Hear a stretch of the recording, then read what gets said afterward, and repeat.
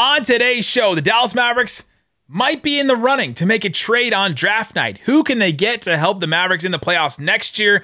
And is Marjon Beauchamp the guy the Mavs need to draft with the 26th pick? We'll talk about all that and more on today's Locked On Mavs. I'm Luka Doncic, and this is Locked On Mavericks podcast. Hey, Dallas Mavericks are NBA champions. Bang! Bang! It's good! And the Mavericks have won the game!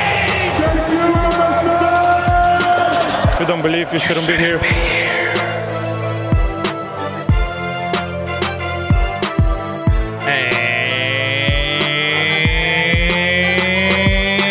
Welcome. You are locked on to the Dallas Mavericks. My name is Nick Angstadt, media member and NBA channel manager for the Locked On Podcast Network. Thanks for making Locked On Mavs your first listen every day. We are free and available on all platforms, including YouTube. But the best way to help us grow is to comment anything below. Let us know at this point, who do you think they should take? If you got a draft night trade you think the Mavs should make, let us know in the comments below.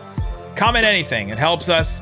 All that. Joining me, as always, my co-host, contributor, writer at Mavs.com, the trade machine man, the one more thing king. What you got for me, Isaac Harris? I want to give a shout out to the guy who literally comments anything. The word anything for like 50-something days in a row.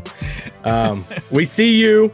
We hear you. Appreciate you guys. Anybody that says, I'm here to place my comment, love it. Man, we're 2 weeks out from the draft today. It's wild. You listen to this on Thursday, 2 weeks out from draft night, which is a lot of fun. It's kind of like this weird vibe that, we're all watching the finals, or for the most part, majority of us are watching the finals. But man, 28 other fan bases have already moved on to the offseason and draft and free agency and all the fun speculation and everything. But we're really about to, turn the page completely. Game 3 just finished. And, there's at least 2 more games, At least, yeah. Hopefully, 3 or 4 have a fun final series, but we're 2 weeks out from the draft. And then we can focus on the Dallas Wings, what really matters in life. Yeah, I can't wait.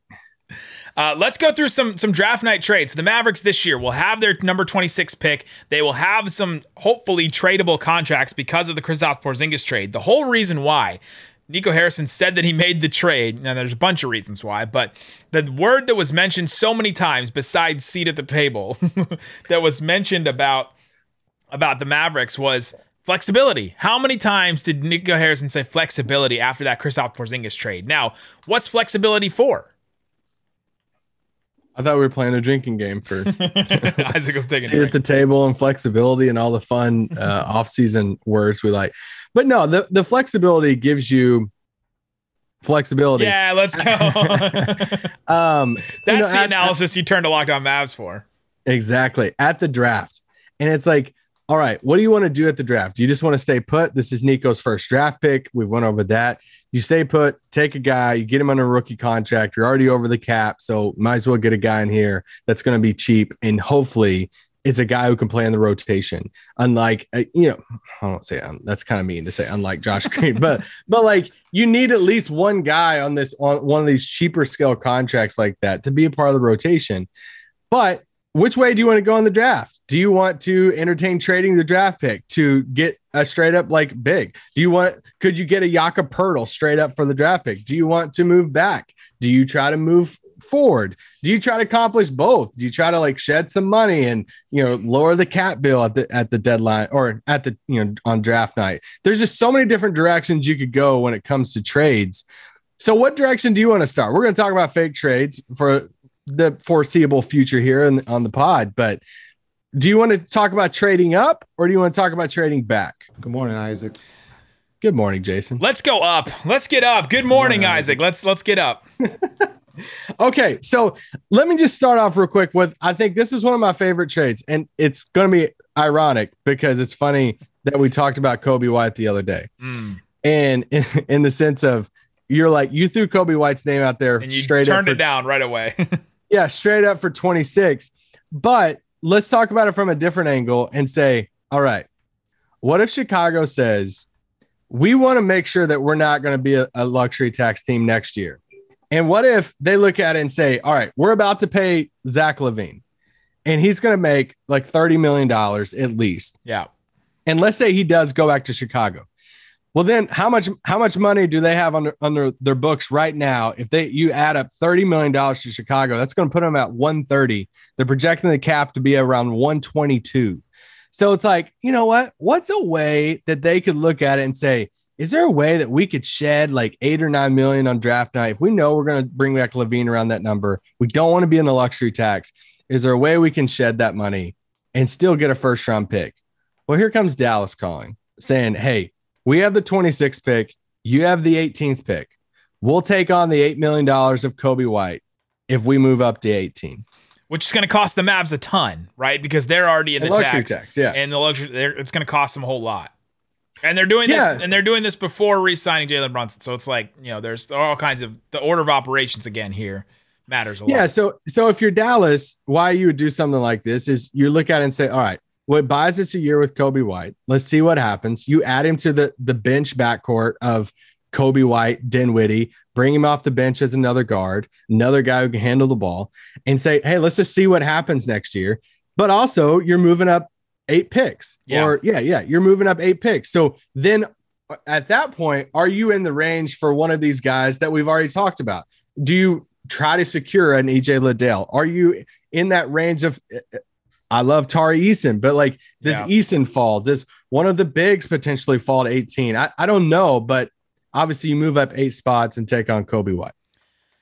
Well, you get Coby White, which is like Coby White would go into the exception. I'll say would it be an off the bench scorer, a guy that the Mavs could bring along a little bit, but I don't know. Is that you're getting Tim Hardaway back next year? You have Dinwiddie off the bench. Do the Mavs need that type of guy? And does Coby White have enough upside? Like, what's the upside of Coby White if it works? Like a comp or something? I mean, I guess what do you see his role as with the Mavericks? Are you ready for this? It gives you flexibility. Hey, and but honestly, it kind of does in the sense of, hey, what if you go out and a week later at the beginning of free agency, and then you're like, all right, now it's time to make a 3-for-1 trade, and now you're looking at bodies, and it's like, all right, well, what if Dinwiddie has to be in that deal, that 3-for-1 trade, and it's like, all right, well, now we have a guy kind of like can come off the bench, can do some microwave scoring off the bench, a little bit, yeah, not to Dinwiddie's level of that, but. He's young. I'm just saying it's something like that. Of like, hey, what are some ways that's a smaller type of move that a reason or how they could possibly move up. Now, who are you thinking with the 18th pick then? Because if they're moving from 26 to 18, what's the difference in player that you're seeing? Well, I think some of these wings that we're talking about, I mean, spoiler alert here, but coming up next week is I'm not really spoiling anything. No, it's a future tease. Let's go. Yeah. Well, future tease next week is, is the first round completely done? I think it's completely done for the Locked On. Oh, the ultimate mock draft. Yeah. We finished the ultimate mock draft for Locked On. So that's coming up next week. It was a lot of fun. If you've been listening to this pod, we've done it for the past, year on year. This is year 5. You and I started 2017 was the first one they did. Yeah, so it's a lot of fun. We act like general managers. There's a lot of wheeling and dealing and debating and everything. And we actually made a trade. Shocking. We make a trade every year. I think it's 5 years in a row. we made a trade and traded some players and actually moved up a little bit. But in that mock draft, a lot of these wings that I really like went off the board where I think they could go off the board in the teens. They went off the board there at the late lottery and, before the 20th pick, somewhere through there. It's like, oh my gosh, like here's all these guys just going off the board. So if you're Dallas and you do really like one of these wings, an EJ Liddell, any of these guys we're talking, like if you like one of the G League guys, if you want to try to secure that spot, then you try to do a deal like this. Yeah, it's interesting. So trading up, getting a different guy, bringing in a Coby White, trade exception, pick. It's interesting. You have to find a team that wants something and kind of wants something that makes them a little worse, right? Like hey, we're willing to give up this, or you have to find some of these teams that make decisions for things other than basketball, which is why some of the Kings trades over the years, you've looked at them and been like, woof, that's a trade that didn't work out for them. You look at even like that Hawks trade with the Mavs for Luka, like they're like, hey, we want the 2 guys instead of just the 1 guy. Oh yeah. Yeah. So, we got the best player in the deal. So still a win. For sure. Okay. Let's talk about a bigger one real quick.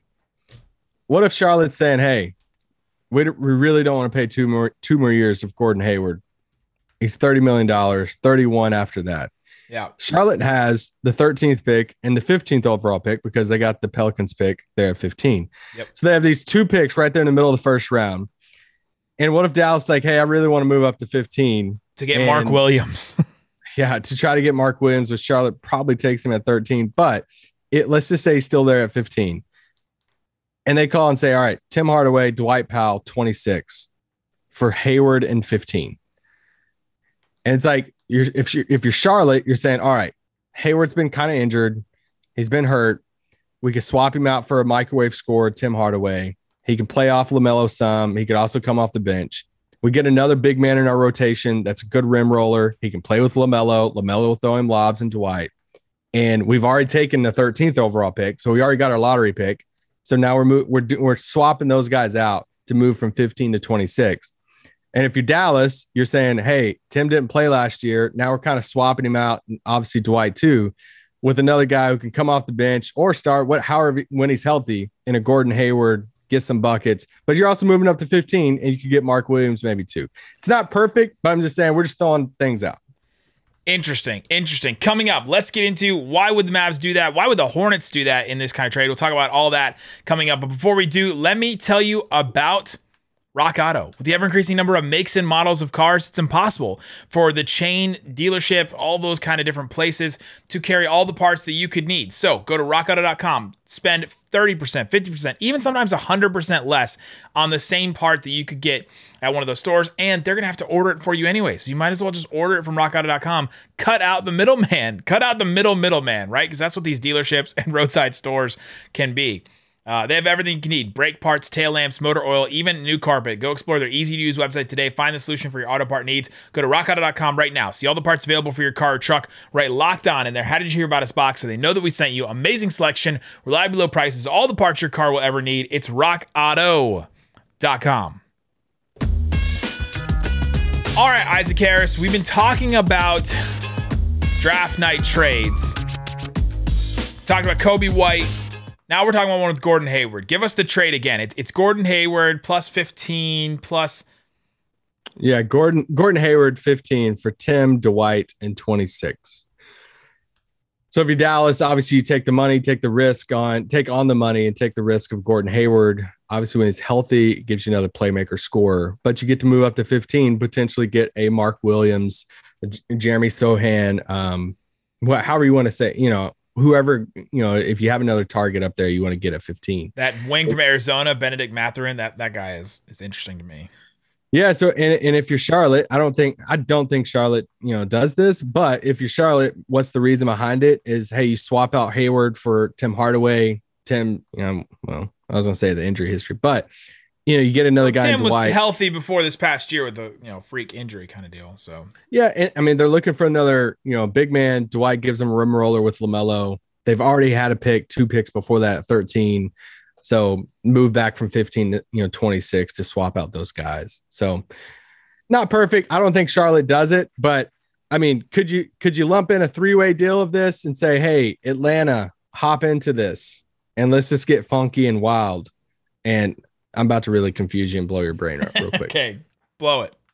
Atlanta gets Gordon Hayward, Tim Hardaway Jr., the 26th pick, and Charlotte's 13th pick.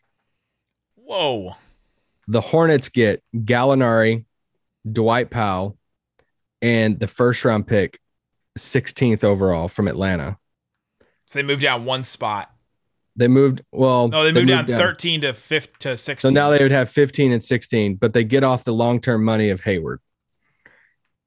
And then is that a big deal for them? He's only $30 million this upcoming year and 31 the year after that. I don't know if it's that big of a deal to them, but it could be. I mean, for a guy who didn't play a ton last year, he has 60 more million. And if they get off his money, then all of a sudden they could have a ton of money in free agency. Well, they have a ton of money next year. I'm also kind of factoring in them paying Miles Bridges, which, I mean, they could let him walk, but no, they won't do that. Anyway, if you're Dallas, could you walk away with this with Clint Capella and then somebody else from Atlanta, like a Kevin Huerter? I don't think both of those. I think you get one. Well, I mean, yeah, Bogdanovich or something. You'd have to do some money stuff. Anyway, I was just playing around with that. That one's a half-baked idea.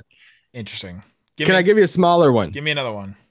I'll give you a smaller one. You tell me if Dallas would do this or not. I'm sure the YouTube comments are loving this right now, saying y'all are dumb. Because anytime you throw out fake trades, people love them. I love when the comments say one side's like, "Oh, Dallas would never do that," and the other side's like, "The Hawks would never do that." You're like, okay, well. My favorite is when wild trades actually happen in the league, and then if you think about it, you're like, dude, if this was posted as a trade machine screenshot, it would never happen. People would roast this so bad. Well, they do, and that's why they float out some of these trades with Shams and Woj and stuff. And the owner, I guess they're like, oh, let's see how this trade works. Replies on that. Would you do this? Who says no? Basically, Steven Adams in 22 for Tim Hardaway in 26. Oh, I think easily the Grizzlies say no to that because Adams is such a big part of their identity. Okay. 22 is a better asset than 26. Adams is also like he's gonna be expiring, right?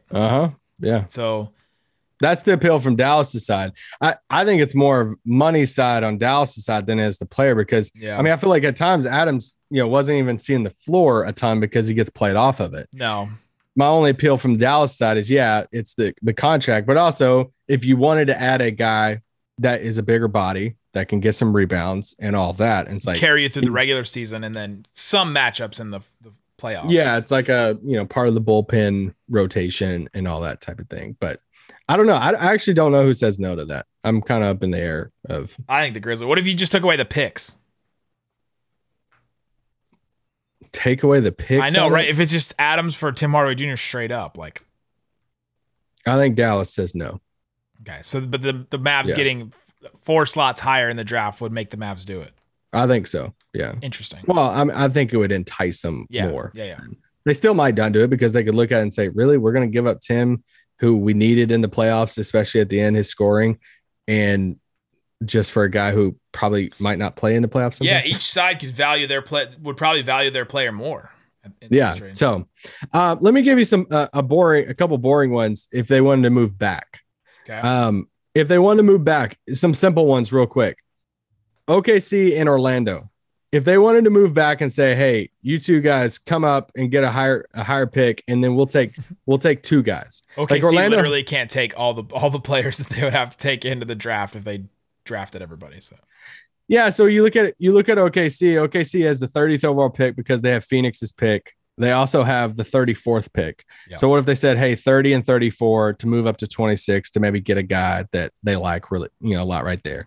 The same thing for Orlando. Orlando has 32nd overall pick. They have the 35th overall pick. Would you rather swap out 26 for 2 picks there in the 30s? It's less money on your salary cap. Yep. And if you're Dallas, if the appeal of it also is, hey, well, we're going to be over the cap. So this gives us 2 guys that can come in and potentially try to make our roster.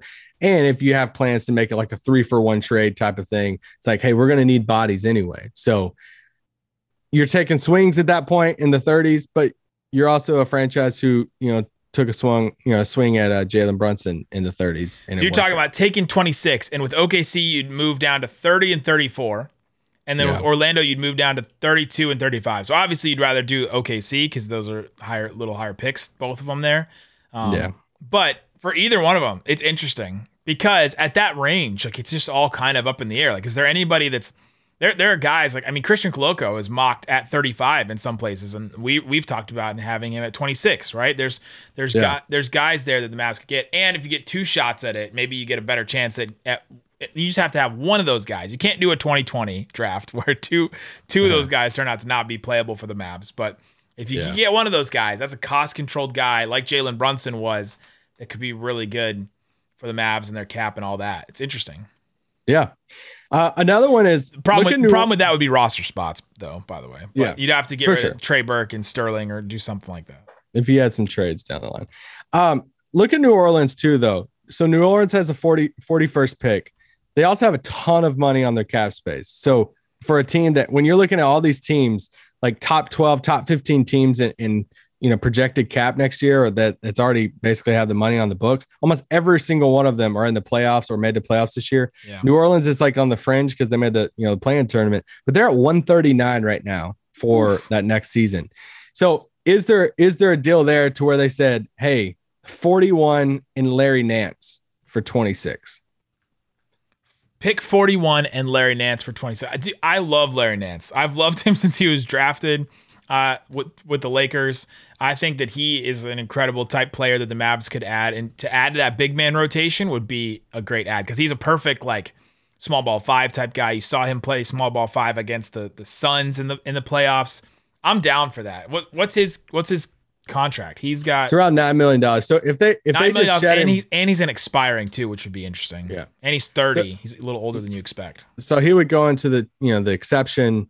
Dallas would move from 26 to 41. If you New Orleans, that takes you right under 30, and then you're still you're playing around with the rest of the money. Then you're about $8 million away from getting under the luxury tax. But anyway, my last one real quick. I know we're heading to the third break.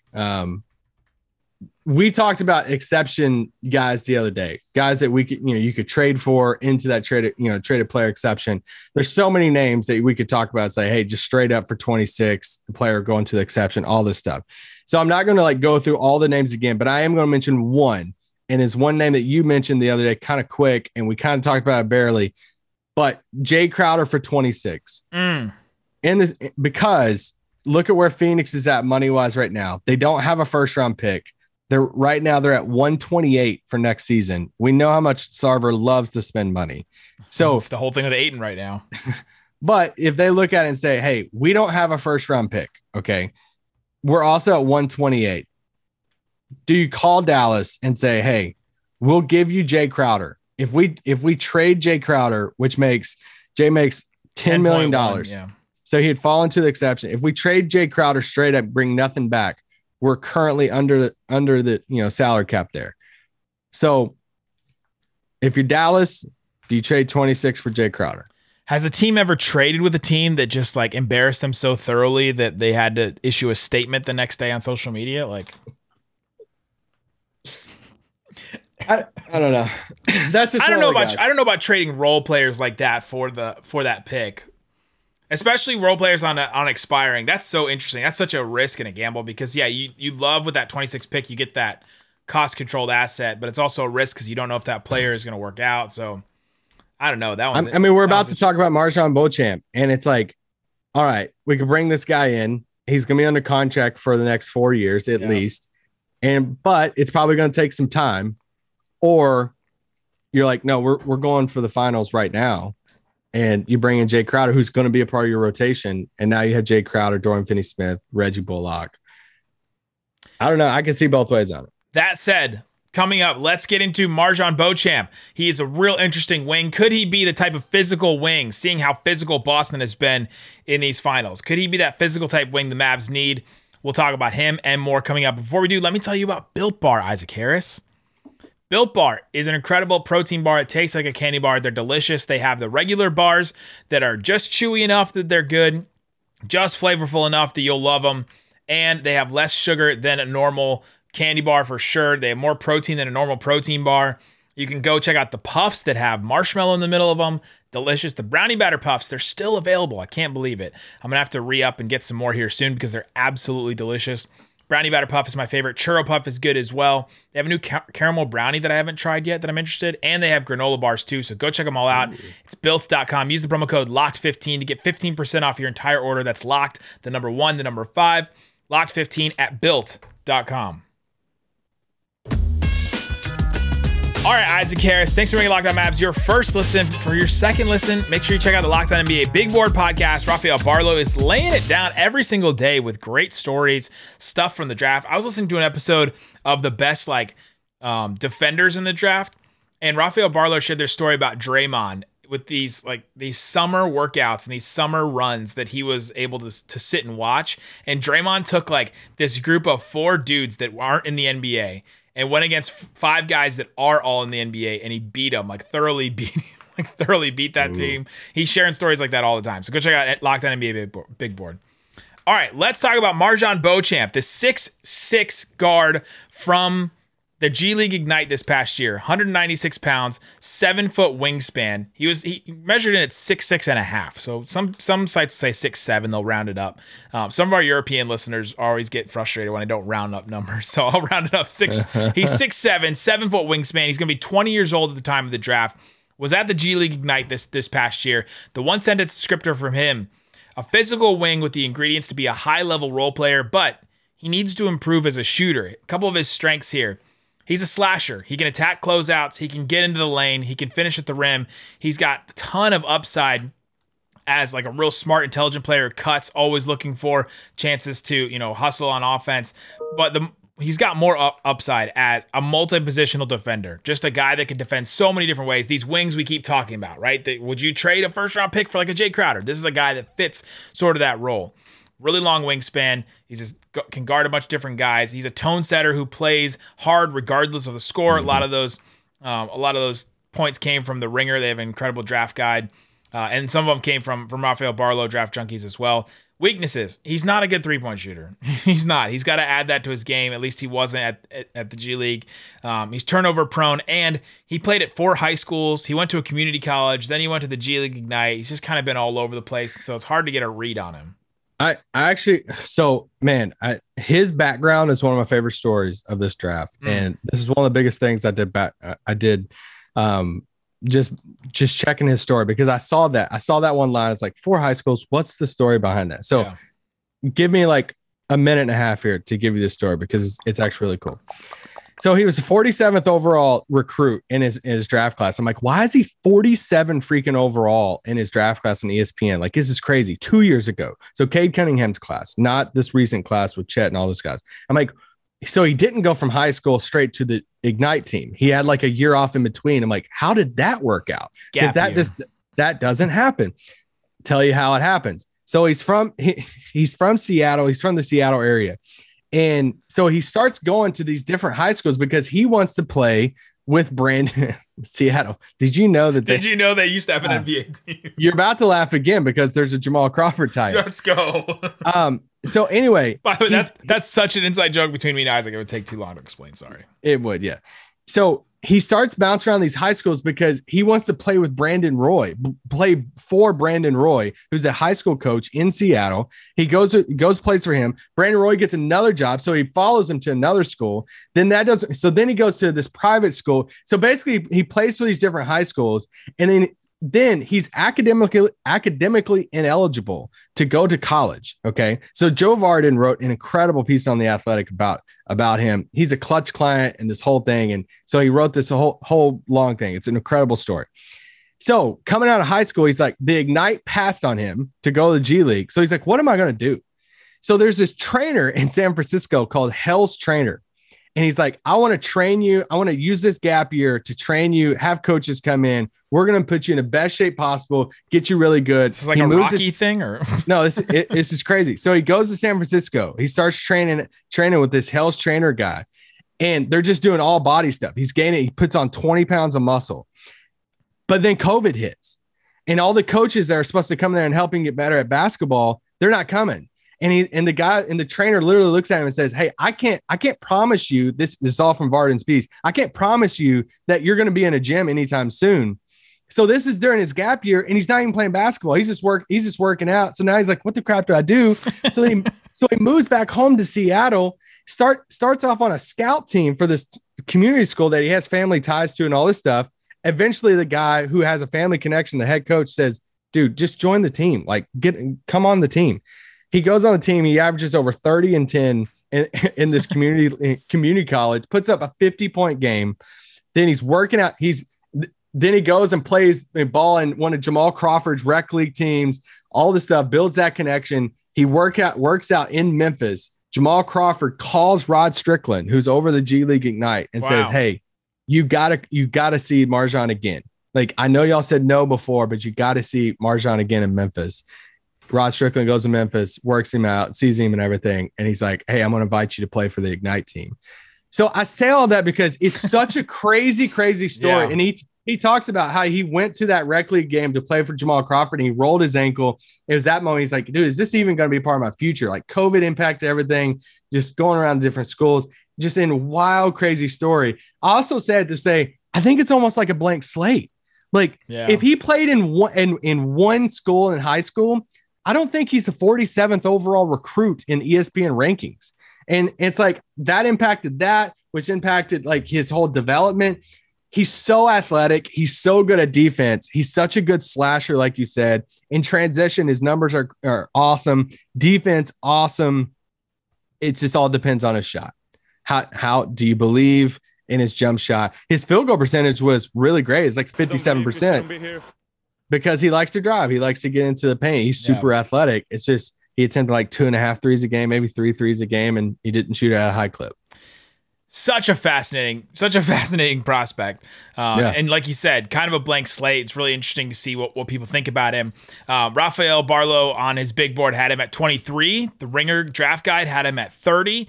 ESPN mocked him at 29. The Athletic had him at 26. So right to the Mavs, like right in that range right there for him. What do you think what's the ceiling floor, the comp? Like where do you see Beauchamp in the NBA? It's so hard. Like I started looking, so he averaged over 7 rebounds. So I was like, all right, who's a wing / guard, 6'6", 6'7". It's like you want to say Matisse Thybulle, but like he doesn't have the ball handling, driving to the rim stuff. That's the thing. It's like, who's a guy who can handle the ball, can get to the rim. He's a slasher, really athletic. Like he has some nasty alley-oops.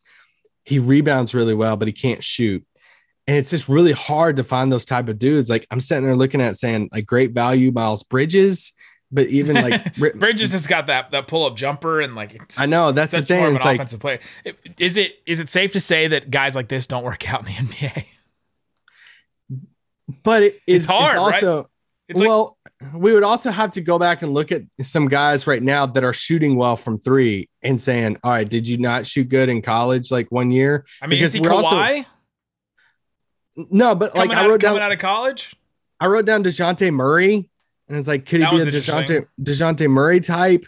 But that's the thing. It's like, we're also banking on 1 year in the G League at night and that, he can't shoot.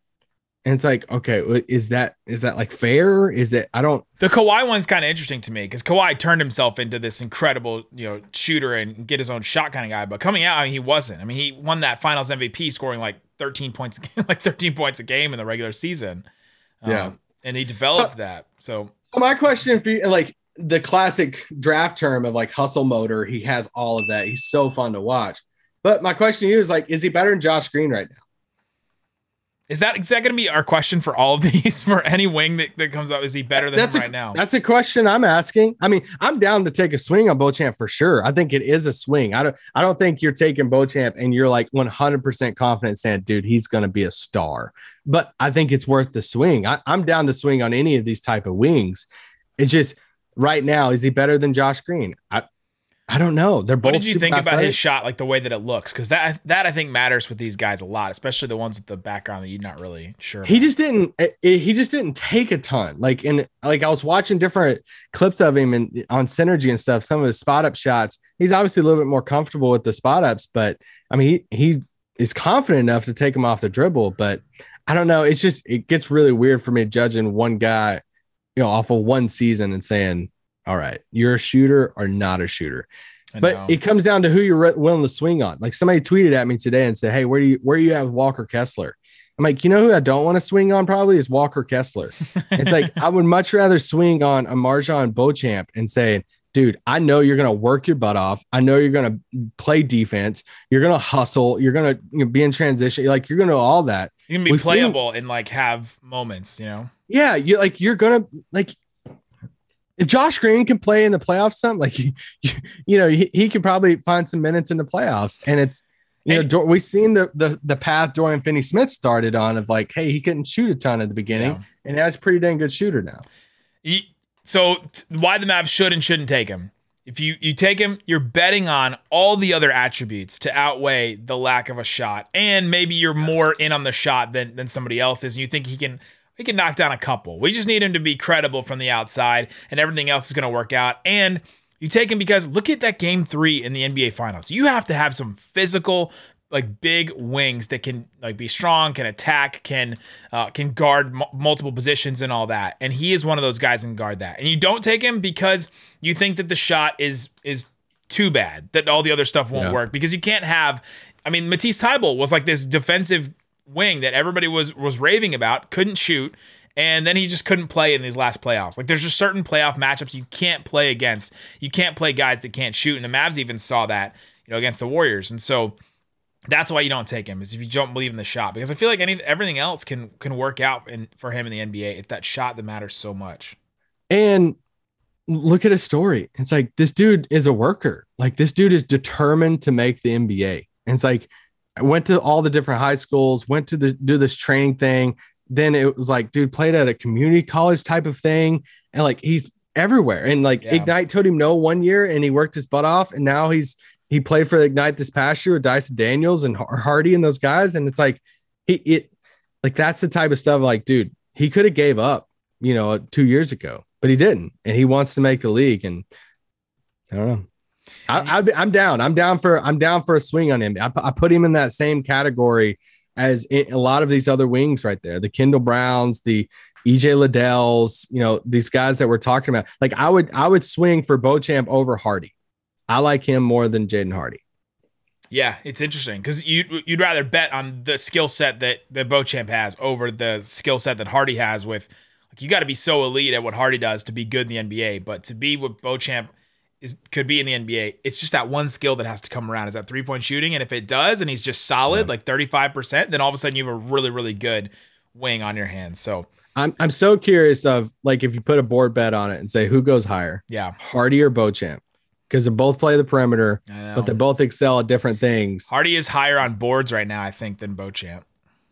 Yeah, and look at the backgrounds too. Hardy was number 2 in his class behind Chet, in that draft class and everything. Had offers from all these schools and chose to go to Ignite. And it's just two totally different players, different backgrounds, different skill sets, but both played in G League. And it wouldn't shock me if Beauchamp went higher than him, because a really good team says, hey, you can come play for us in the playoffs right now, compared to, Hardy needs some time. I'm so fascinated to see what Nico Harrison takes in this draft, right? Because I think we're gonna try to come to so many conclusions about, this is a Nico Harrison type player, this is a Jason Kidd type player that they picked, and I'm not sure we can come to that. But he takes Kessler just to throw everybody off, and we're like, dude, really? What is going on? There you go. That's Marjon Beauchamp. Guys, let us know in the comments below. What do you think? Who do you think the Mavs should take in the draft? Let us know in the comments. Guys, thanks so much for listening to Locked On Mavs. He's out. Boom.